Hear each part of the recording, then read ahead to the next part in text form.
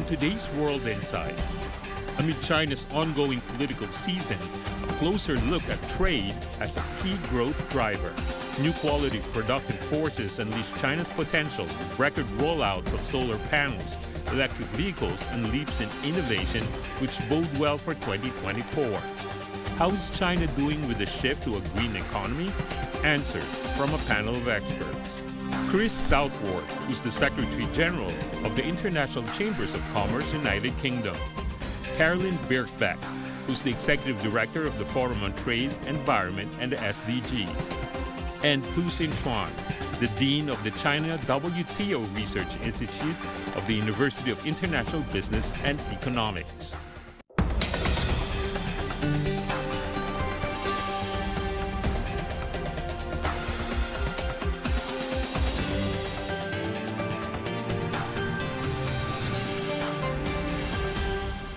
Chris, Caroline, Xinquan, good to see all of you here.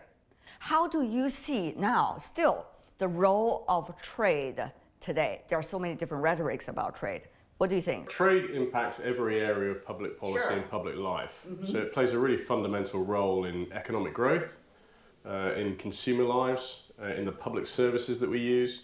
But you heard people talk a lot about the trade protectionism and also industrial policies, and as well as fragmentation in trade. So it seems that rhetorically speaking, trade seems to be followed with a big question mark. What do you say?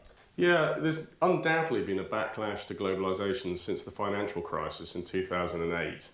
And you can see that in the negotiations, the rise of populism, nationalism. Politicians have turned inward, they're looking at their domestic needs. And I think in an environment like this, we need our politicians, and that's in a way the role of business, is to remind them that we need to be looking at all people everywhere in the world, not just our domestic populations, and find a balance. We're not here to serve just ourselves, we're here to look after small companies all over the world and consumers. And most of all, the smallest companies and the poorest people. So if we're looking at ourselves only, don't forget the price that gets paid is the most vulnerable people in society. And so we have a duty to look outward. Yes, we need to look after our domestic populations, but we need to be mindful that we're in an international setting here. This is about the global community. So Chris is doing a great argument, Caroline. It seems that if you do not have the bigger picture in mind, even your local agenda will not be achieved in the long run. Caroline, you are so much putting into efforts into sustainable development, environmental protection. What about trade for you today? Is it still relevant? To what extent? I would say trade is centrally relevant to addressing the key environmental crises that we have and that we're facing as a global community. We can't tackle those nationally. Similarly, the wider sustainable development challenges that we have, we also can't tackle them nationally. It relies upon international cooperation, and trade and cooperation around trade will be central. So for me, there's two parts. We will need to harness trade to help us achieve some of the goals. If we want to scale up climate action, we need to scale up the diffusion and the affordability of renewable energy technologies all over the world. That will require trade and cooperation around trade. But there are also some issues that we may not need more trade, we may need to manage trade more effectively. So there are parts of, we need to decarbonize supply chains for transporting goods around the world. We need to make sure we're not trading goods that are produced in ways that are harmful for the environment or products that are harmful to people, to their health. So there's many things we need to do around the cooperation around trade and trade policy. The policies recently, the direction is about the quality growth, whether it is about the new technologies or it is about the sustainable development and some of the other growth engines. So how much of a heart-searching process do you see China has gone through in order to realize, that actually is the way forward for this economy? I think one very important aspect of our quality development is greener development. I think in China we have done a lot of job to promote this kind of greener development. For example, on the consumer side, Chinese people now are very aware of the importance of environmental protection, especially after a couple of years of smog in many cities. So now you can see in China, the consumption for like electric cars is very big, is rising quickly, because people understand that we need to use those greener cars, even though maybe they are more expensive. But we still should buy those cars rather than these fossil cars. So right now, like the penetration rate of electric vehicles in China is already 35%. So which means that the total, almost, I think maybe just in a few years, there will be a 50%. So then, as I said, the Chinese society has this consensus about the greener development. And on the production side, I think the Chinese government and also Chinese companies also have done a lot of job in terms of technological development. And also a lot of companies have invested a lot in technological progress in this area. So right now, I mean, sustainable development is of course very, very good for the human being, but it has to be economically feasible. So we need, as I said, we need both governments, companies, and also consumers working together to make it economically affordable. So right now, as I said, I think China has done a great job here, setting kind of example for. Inside China, everybody feel, well, this is the way to go, right? We buy an EV car, even though it could be expensive, but now the price is going down. It's not just flooding the international market. It's actually the price is going down here in China. So more households are buying them. They need infrastructure being built. China has the efficiency advantage. So, but on the other hand, how come once we have the electric cars, once we can produce them cheaply, others are accusing us of, trade violations, of flooding international markets? People are confused. Why, when we don't do this, you say it's pollution, it's not good. And when we do this, then you say, oh, you're violating others' markets. So I know you're very gentlemanlike in raising those controversial issues, but I think those controversial issues needs to be faced up to, so that we know how to work with new technologies. How can we let it benefit ourselves and others? And what are some of the roles of businesses, trade policies, governments' interactions with different sectors of the society? I think it's an interesting question you just raised. I want to use that as an example to tap into your expertise about how sophisticated we need to become and how the evolvement of our landscape right now, whether it's geopolitics or trade fragmentation, is shaping our imagination for solutions.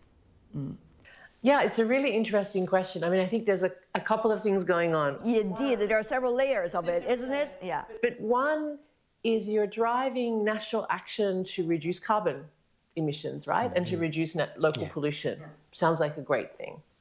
We want all countries to do that. We also want to produce certain key technologies that we need more cheaply. We want to scale them up. China has done that on solar energy. The main reason we have an expansion of solar energy around the world is because of China's investment in solar energy. That's clear. The facts are undisputed on that. Also catching up. So then the question is, of course, everyone wants to be competitive in this new green economy. So true. And everyone wants to find a niche. And we need them to find a niche. So as we're thinking about driving our own competitiveness these days, especially in the context of the green economy, we need to be thinking that it's a huge economy that we have. If we're building prosperity everywhere, we need to be able to do it in a way where we're sharing this prosperity and identifying where we can have partnerships and opportunities that work for others. Whereas we see this, the history of trade is a bit of a zero-sum game, right? Especially when you come to the WTO or somewhere like that. Whereas in fact, what we need to be saying is we have some global public goals that we're trying to achieve, global public goods like decarbonization, tackling the climate crisis. We all want more prosperity. And so we need to create some kind of framework where you can compete within that. You need to be able to have that competitiveness because, of course, other countries want to be successful in their e-vehicle market as well or be part of those supply chains. But we need to see that it's in our interest to have these other countries have a piece of the pie. So this is one issue around e-vehicles and so on. For me, it's less about US versus China or the EU. It's how do we make sure the countries that are providing the critical raw materials we need for these vehicles, that they have a growing role in these markets, that they can use that to generate regional growth, national growth, the jobs that they need, that we're not all just fighting over these resources, and also that we don't drive an economy where the whole world just has more and more e-vehicles. Because frankly, we have enough cars in the world. And this is the thing also around responsible consumption. At the end, we just create another problem where we're going to end up draining all the world of its natural resources. We can't produce enough. We can't find enough natural resources for all of these e-vehicles. They're also energy intensive to produce and so on. So all of these issues have many layers, but I think underneath, most countries are facing the same national challenge. And the best thing we can do is recognize we're all in it together, that everyone is trying to solve their local pollution problem, generate jobs and good livelihoods, consumers who are trying to be more responsible. But somehow we have to see we can do better together. Xinquan, to you, where do you think is the energy for new prosperity, for continuous growth of prosperity? Well, I think, as you mentioned, trade is not the end, it's the means. In my opinion, I think trading is a kind of fundamental demand of people because we basically do three things: production, consumption, and trade. So trade is critical for the expansion of production and for the diversity of consumption. Right now, I think we need to integrate or incorporate more companies, especially small companies, into world trade. Actually, I think in this sense, China has done a great job, especially through electronic commerce. A lot of small companies have joined international trade. I'm from a small village in Zhejiang province. There are a lot of small companies there making local specialties like a silk quilt. It's a local specialty. But many small companies are exporting their products to the whole world market through like Alibaba or other e-commerce platform.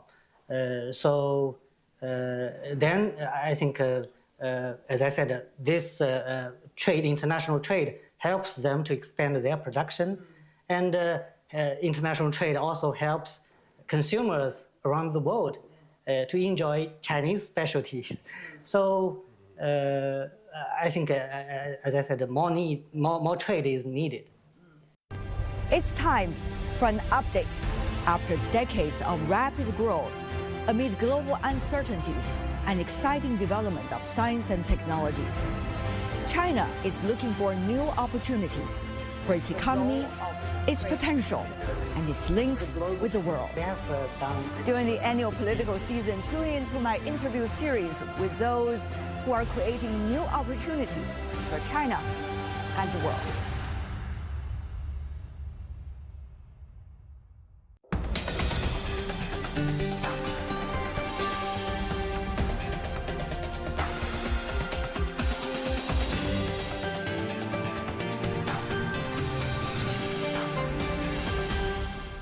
There's, though, the discussion about whether there's a double standards over there.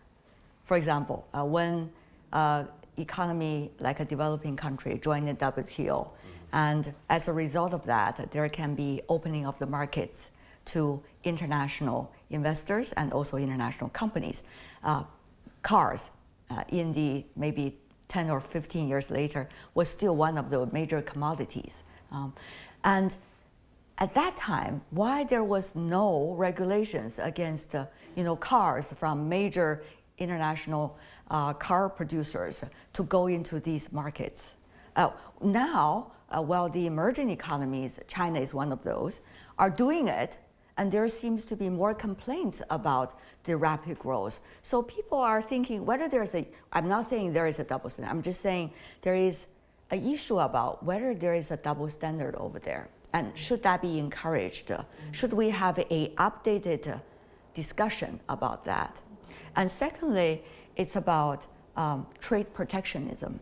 How fairness and fair access and shared pie is not being used as an excuse for trade protectionism.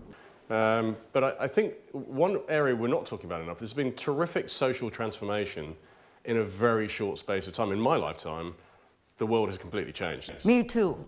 Completely changed. And I think that's... I guess so for the other two, right? Yeah. And we can all see that. We have a younger population who totally understand. For them, it's all about a sustainable planet. Quite rightly, it's their future. And we need to bear that in mind. You know, we need dialogue because there are frictions and tensions as we're all trying to find the right path. Right. That's completely normal. I think where the issues are at the moment is our leaders are not around the table as much as they should be, and able to send, clear, consistent messages to the respective, collectively and to the respective populations to say, this is what we are trying to do. That coherent vision, strategy. Yeah. And yes, it might be bumpy on the way, but actually that's really, really important. And that sort of settles everyone down to say, okay, these are the rules, these are the parameters, this is what we're trying to achieve, because we're all trying to achieve the same thing. But Chris, are you kicking the ball to the other's court because you're representing businesses? Now you're saying, oh, it's a political leader, they are doing it wrong. Our political leaders play a really important role, but so does business. So our message to business actually at the moment is this is not a time to be silent. This is the time to be actually at the table and helping show how we do it. Because businesses are the executors. We're not going to do this without business. We need the businesses to help us figure out how do we get from A to B, and get to the right B as well, to the right outcome. So this is about our politicians and our business leaders and civil society actually around the table together, but that takes leadership.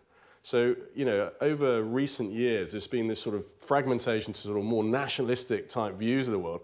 And it's pulling everyone away from the table. And you can see that in every international forum. Any agreement, even G7, which is a pretty friendly group of countries, it's not easy to get agreement, actually. We need to get back to that sense of leadership, vision, a sort of sense of hope, in a way, and getting business around the table and civil society. Because we can do this. We can do this. But we can't do it if we're all in our own sort of silos. And then seeing a tension in the system as a problem.